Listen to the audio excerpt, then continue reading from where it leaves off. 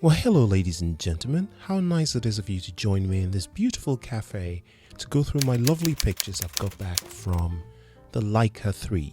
Well, I said lovely, I'm happy that I got any pictures in the first place. Remember, the first few frames that I fired, I wasn't quite sure I'd even loaded the thing properly. So let's check the pictures out.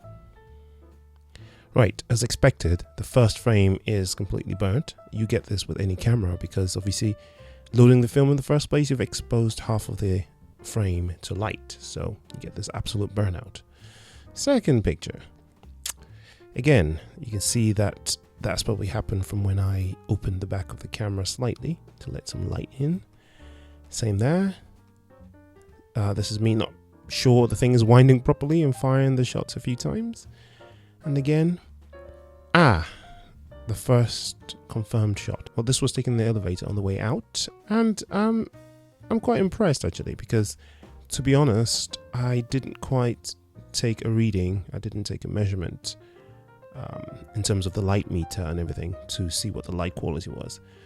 But I have taken several pictures in this elevator, and I sort of remember what the settings were when I did take a picture. So I just went for the standard 1/60th of a second at f2, I think, for a 200 film. Now this picture I took at a station, and I took this in a hurry because the train had just arrived and he's running to catch his train. He's got to go to that bit there to descend into the platform. So that's actually the station. This is the sort of the concourse that leads to the station, and the train has just arrived, and this guy, he's basically just sprinting down to try and catch his train. And I saw the opportunity and just basically went F16, bang. I was quite sure I'd got the framing wrong because there are no frame lines in the viewfinder and no parallax guides, but it's not terrible actually, if you think about it. This is another one that had the framing issue. What I actually saw in the viewfinder wasn't quite what came out. I think in my head, the image was a little bit more to the left, maybe, if memory serves me, but at least the exposure was sort of okay. Again, it's easy to expose in bright sunlight. I think I went for f11 in this case because I wanted some of the shadows here to come up. I didn't go for the sort of full f16. Yeah, hasn't done too bad.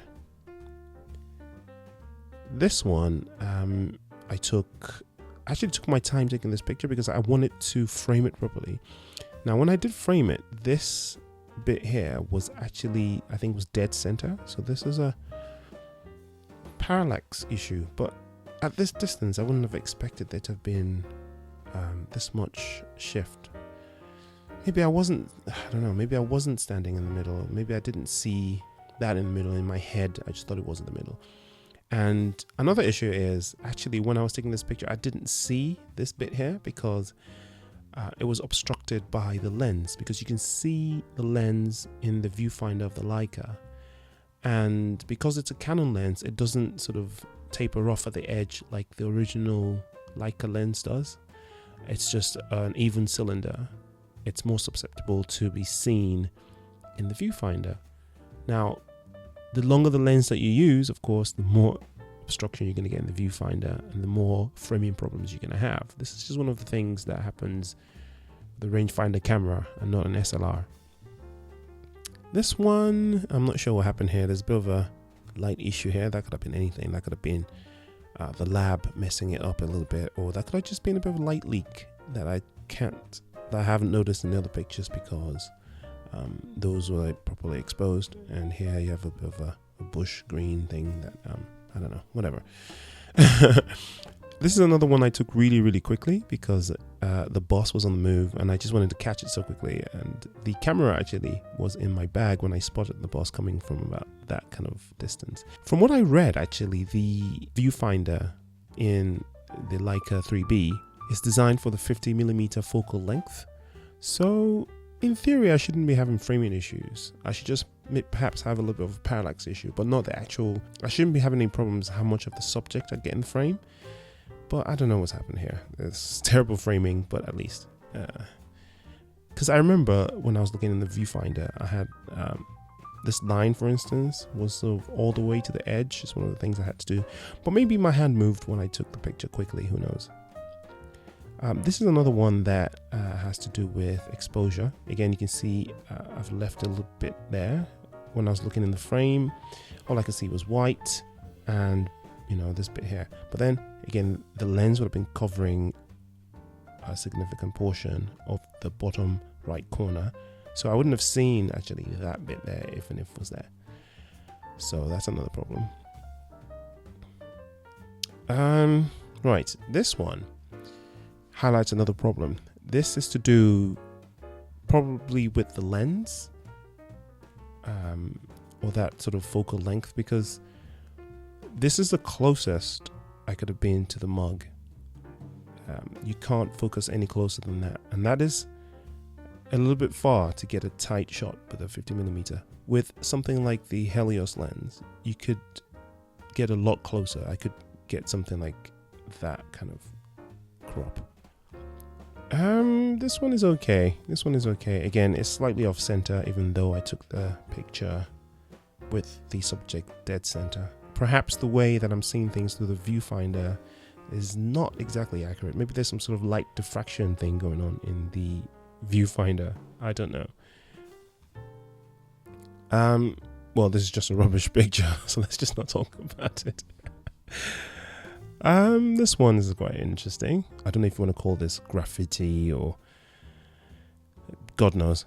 But I thought, you know, let's test the dynamic range. This was pretty dark. You could just about make out the writing there when I was taking the picture.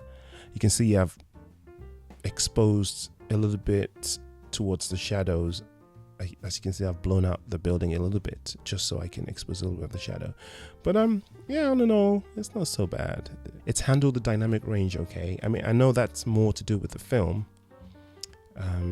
So normally I'd go for f16 again for this. Sony 16, I'd go for f16, but I went for f8, which is sort of 2 stops overexposed. So just to bring out a bit of the color in the water here and a bit of the shadow to the lab. I wonder actually if the lab's done anything actually to mess with the dynamic range, or trying to save some information there for me, because I actually expected that to be a little bit more blown out than it is right now. Okay. Again, I was under the impression that this statue was dead center when I took the picture. Maybe something wrong with my eyes. Oh yes, I remember when I did this in the previous video, I wasn't just messing around. I actually did take a picture, and that is the picture that I took. This was taken in the bus, one-handed, but the shutter speed was set to 500 to freeze any sort of motion or blur, and the aperture was at f1.8. So there you go. Framing issue. Okay, now I was really close to this subject, and when I framed it, actually, looking through the viewfinder, I could see all of this tea rooms sign in the viewfinder. So I don't believe for a second when the literature tells me that the viewfinder covers a 50mm lens, because my lens is 50mm. So in theory, I should be able to get the entire subject into the frame, but I clearly didn't.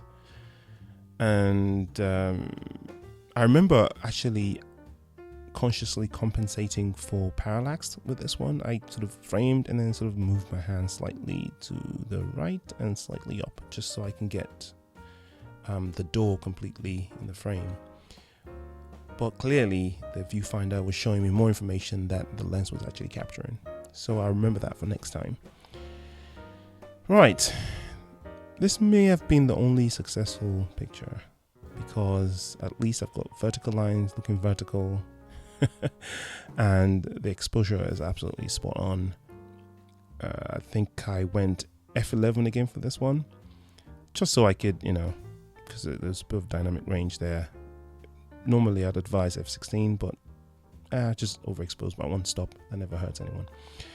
I don't see any parallax issues here, and I don't see any framing issues, because I remember adjusting for parallax again by moving slightly to the left, but really, really slightly, because the distance from me to this wall and to the structure was such that the parallax error was quite negligible anyway. Next one. Right. Again, this highlights the problem of 1, the framing issue, and 2, the obstruction by the lens. Because when I was taking this picture, you couldn't see this dark part of the roof here because the lens was obscuring it. But I really wanted to put this on one side of the frame, so even though the lens was obstructing some of it, I sort of focused on the boot area there. And I didn't notice the little creeping cloud there, but it doesn't look so bad. It gives it an atmosphere. And this picture would have been the best picture of all had I not messed it up with this bit of double exposure. What happened was, that was the second to the last picture that I took, and it didn't wind properly to the next frame, so some of the images, actually it's not the second to the last, it's the third to the last. So the second to the last frame is what corrupted the next, both this one and the last frame. So there was a bit of an overlap, which kind of ruined this picture and the next one. Anyway, so this was my test roll, and I wasn't expecting much. I was still playing around with, winding the Leica, looking through the viewfinder, messing with parallax, seeing how much of the subject I get in the frame, and just getting a feel for using the camera. I have another roll that I've actually completed yesterday, and I'm going to be sending that off to the lab, and I'm going to be expecting more pictures that are actually properly taken, because I saw these pictures before taking those pictures, so I should be expecting better shots, better framed, better exposed, and so on and so forth. So thank you for watching this video. Give it a thumbs up, subscribe, yada yada yada, and I'll see you in the next video. Peace.